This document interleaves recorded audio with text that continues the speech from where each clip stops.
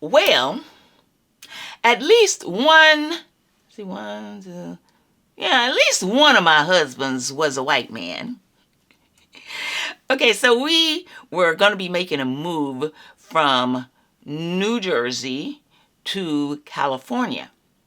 And on that trip, I suggested that we come down from New Jersey to North Carolina first before we go across country to California. And that way he could meet my mother. I wanted my mother to meet him. Okay, so I had called my mother and I told her the day when we would be there.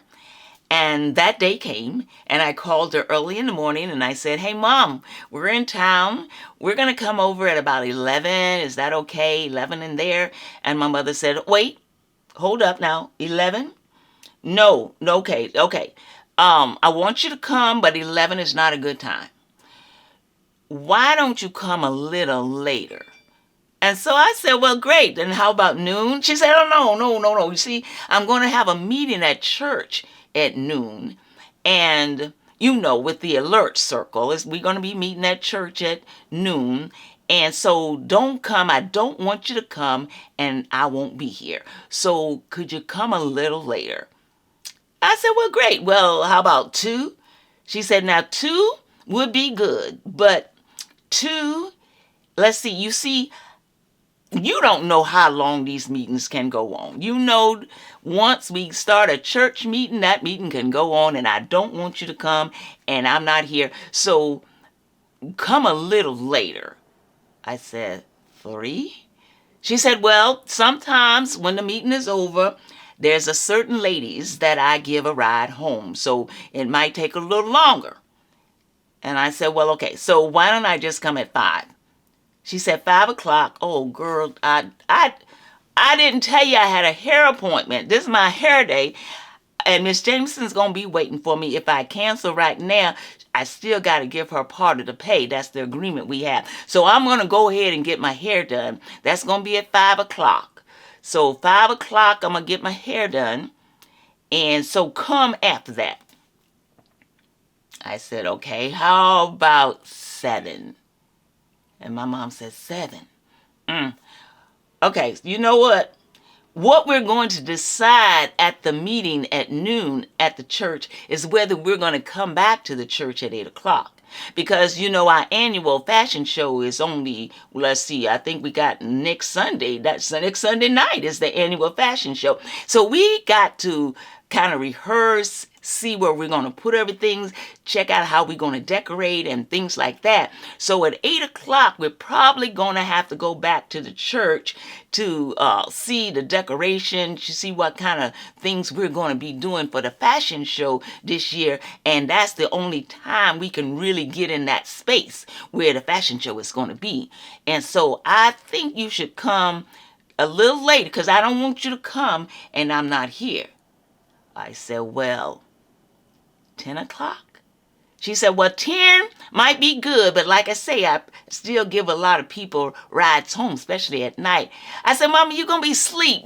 You're not even going to be awake at 10 o'clock. She said, oh, yeah, I'm going to be awake because we're rehearsing for the fashion show, and I got to be there. So here's what I want you to do. I said, Mama, why don't I just come at midnight? She said, that's perfect. Come at midnight. I said, Mama, you're not going to be up at midnight. She said, you come at midnight. Yes, that'll be perfect because I don't want you to come and I'm not here. So you come at midnight. I said, okay. So we went to my mother's house at midnight. And when we drove up to her house, it was very dark. Now, usually when my mother was expecting someone, she had a porch light that she would turn on. It was very bright light. You could see almost the whole yard when she turned on that light. But it was dark. I could see her car in the driveway, but even inside the house, everything looked dark. I said, I bet you my mother is asleep. So I got to the door and I rang the doorbell. Nothing. I rang it again. Start tapping on. It's that one of those doors that has the screen door on the outside, then it has a regular door inside, but both of those doors were locked. So now I'm tapping on the door, and then I hear motion. I hear movement. but I don't see any lights come on. I just hear motion and movement.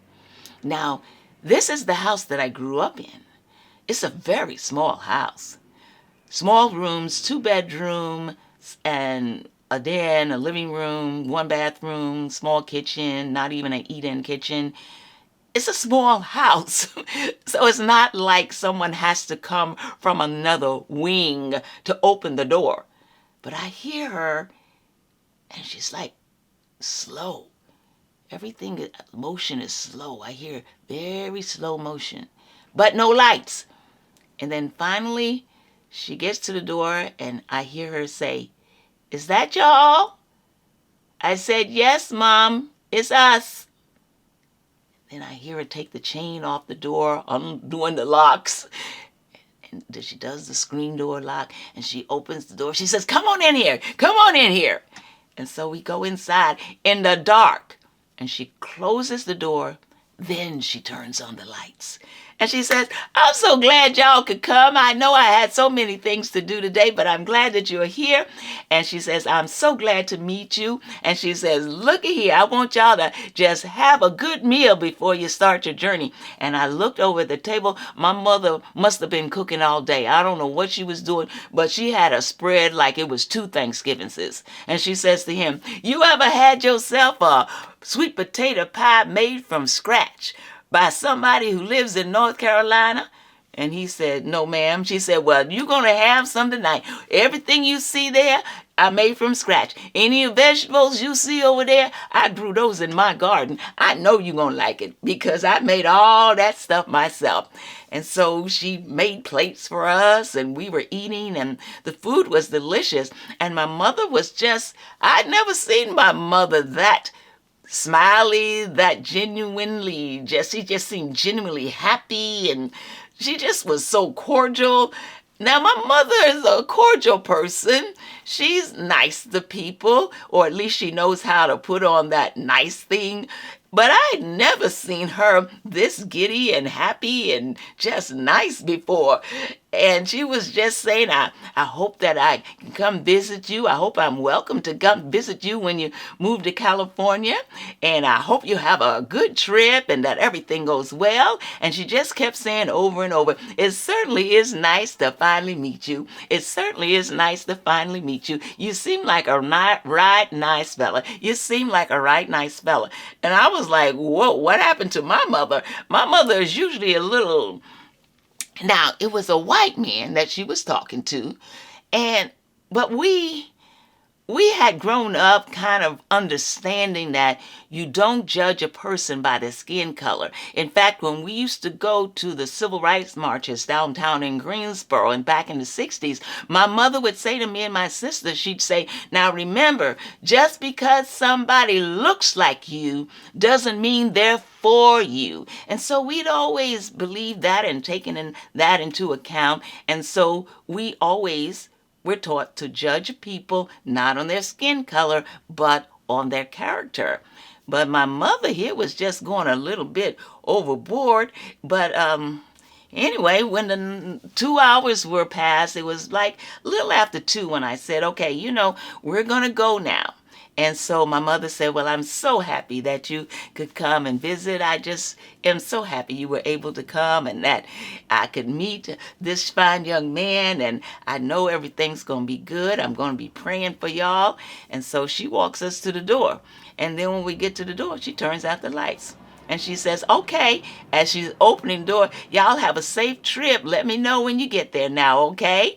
And so we're walking out in the dark where there's a light switch right by my mother's hand. All she has to do is flick it, and there will be light on the porch and light outside, but she doesn't turn it on.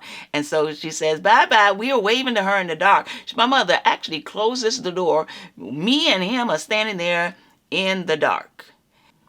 And it was when I got to the bottom step of the porch that I realized, it hit me, what my mother was doing. You see, my mother didn't want the neighbors to see me coming in with a white man any more than she didn't want the neighbors to see me leaving her house with a white man. And so that was her way of kind of not letting the neighbors know what is going on as far as me having this white boyfriend that is about to be my husband. So in order to keep the neighbors out of her business, she just told us, come at midnight, kept everything dark, come in the dark, leave in the dark, and that way nobody could see that I was coming and going with a white man at her house at 615 Julian Street in Greensboro, North Carolina. My mom. I confronted her a few years later about that incident and why we were coming at midnight, and you know what? She confirmed it. My mom.